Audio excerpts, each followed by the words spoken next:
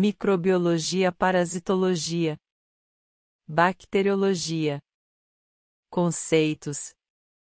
Bacteriologia é uma ciência responsável por elucidar, estudar, documentar tudo acerca das bactérias, morfologia, bioquímica, genética, comportamento, fisiologia, ecologia.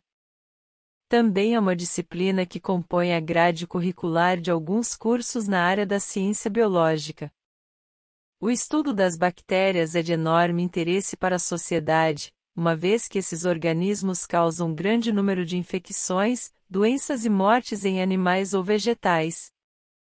Também são de vital importância ecológica, além de essenciais na indústria alimentícia. Importância da bacteriologia. Bactérias são os organismos mais bem-sucedidos do planeta em relação ao número de indivíduos. A quantidade de bactérias no intestino de uma pessoa é superior ao número total de células humanas no corpo dela, por exemplo.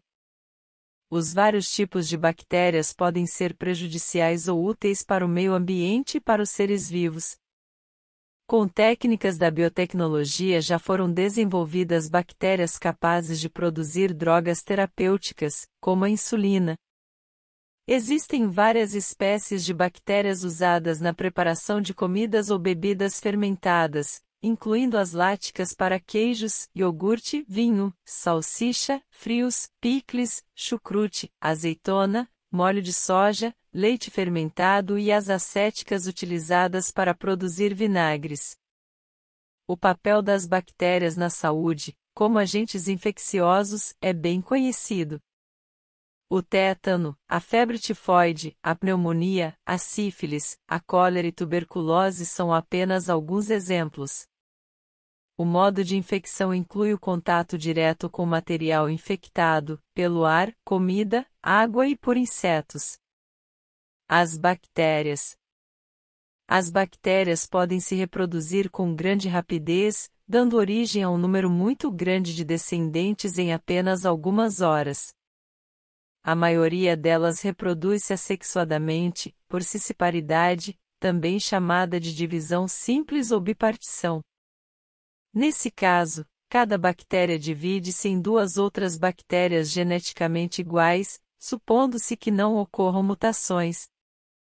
Em algumas espécies de bactérias pode ocorrer recombinação de material genético.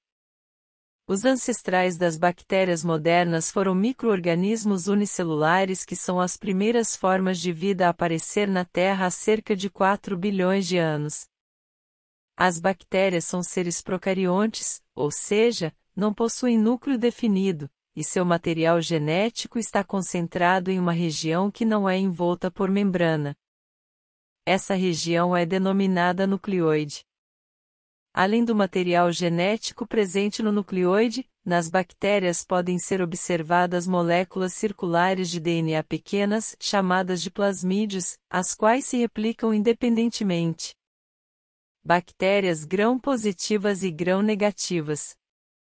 Uma técnica denominada coloração de grão permite classificar as bactérias em dois grupos, por meio da análise das diferenças existentes na composição da parede celular. Quando submetida à coloração de grão, a parede celular das bactérias pode adquirir coloração violeta ou vermelha. As bactérias coradas de violeta são chamadas de grão-positivas e se caracterizam por apresentar uma parede celular mais simples e rica em peptidoglicano. As bactérias grão-negativas, por sua vez, coram-se em vermelho e apresentam uma estrutura mais complexa, com menos peptidoglicano. Determinar se uma bactéria é grão-positiva ou grão-negativa é importante para indicar, por exemplo, que tratamento deve ser adotado em caso de infecções. As bactérias grão-negativas, por exemplo, são, em geral, mais resistentes aos antibióticos que as grão-positivas. Reprodução. A maioria das bactérias se reproduz por divisão binária, um processo assexuado, em que uma bactéria se divide em duas. As células filhas são geneticamente iguais, sendo chamadas de clones. O processo é relativamente rápido e, Em condições adequadas, algumas espécies são capazes de dar origem a uma nova geração em apenas 20 minutos. As bactérias podem realizar processos de recombinação genética, o que promove variabilidade genética. A recombinação genética pode ocorrer por meio de 3 processos. Conjugação: duas bactérias se unem, e uma bactéria doa DNA para outra. Transformação: bactérias incorporam fragmentos de DNA que estão livres no meio. Transdução: bacteriófagos, vírus que infectam bactérias, carregam genes de uma bactéria para outra. Classificação das bactérias. Cocos: bactérias que apresentam formato esférico. Podem ocorrer isoladas ou em agrupamentos. Quando ocorrem aos pares, são denominadas diplococos. Quando formam uma cadeia, são denominadas estreptococos. Quando se agrupam como um cacho de uva, são chamadas de estafilococos.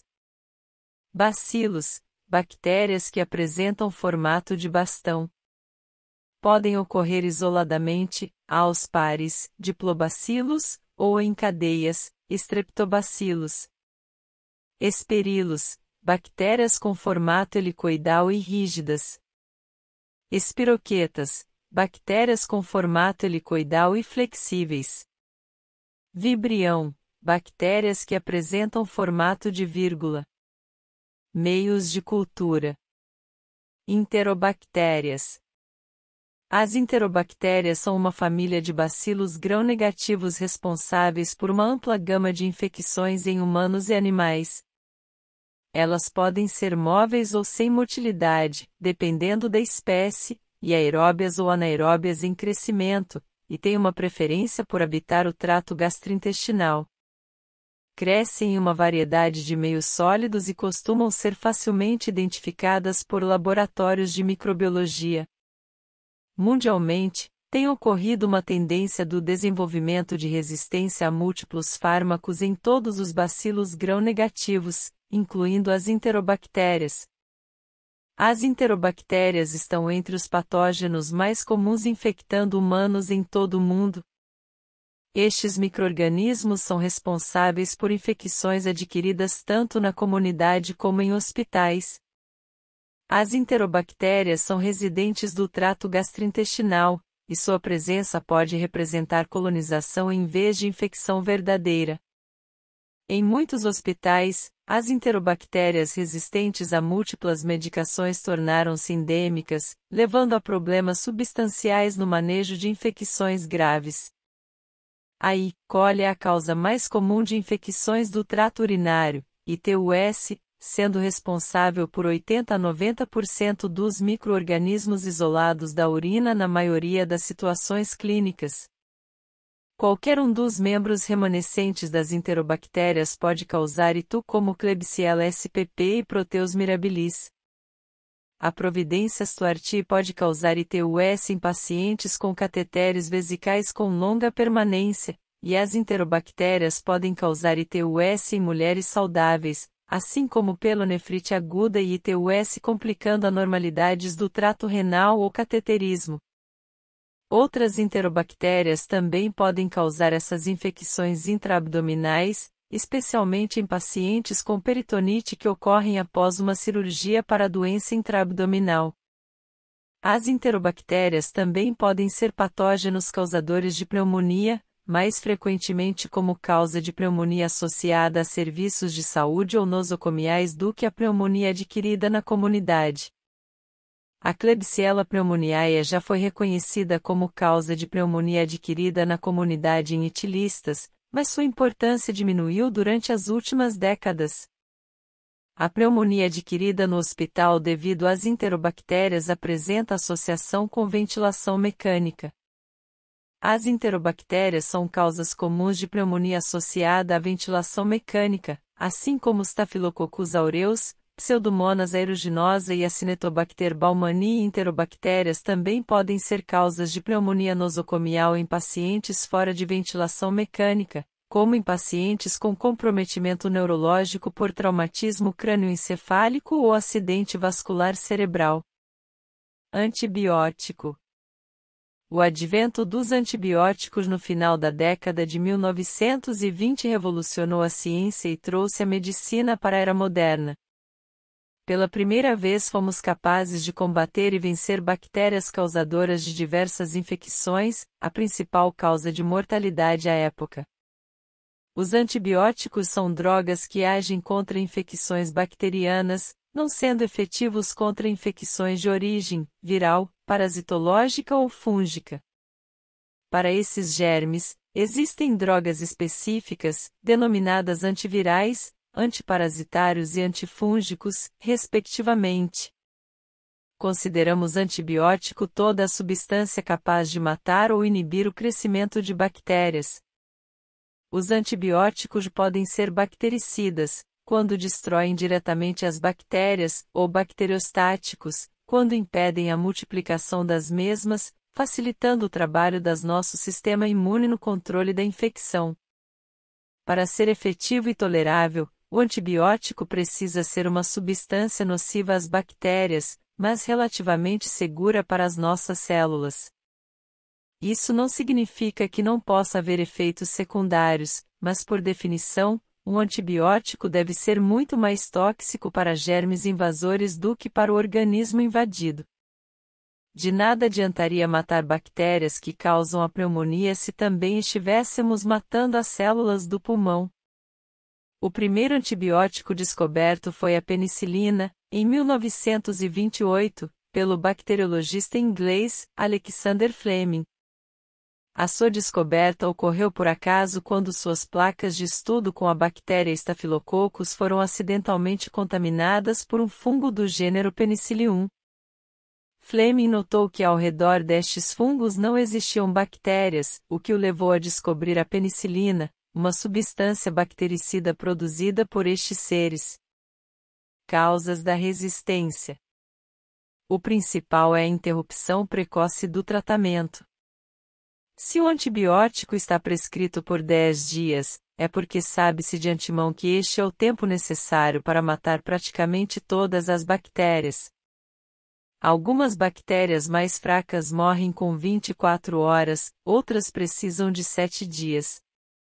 Se o tratamento é interrompido com 5 dias, por exemplo, as bactérias mais resistentes, que precisavam de mais tempo de antibiótico, continuarão vivas e poderão se multiplicar, levando, agora, a uma infecção bem mais resistente. Outro fator importante é o uso indiscriminado de antibióticos. Muitas das infecções que temos são causadas por bactérias que vivem naturalmente no nosso corpo, controladas pelo nosso sistema imune, apenas à espera de uma queda nas defesas para atacarem. Se o paciente usa muito antibiótico sem necessidade, como, por exemplo, para tratar infecções por vírus, ele estará previamente selecionando as bactérias mais resistentes, e, futuramente, quando houver uma real infecção bacteriana, esta será causada já por bactérias resistentes. Agradecimento do professor Oeliton Pereira do curso técnico de enfermagem.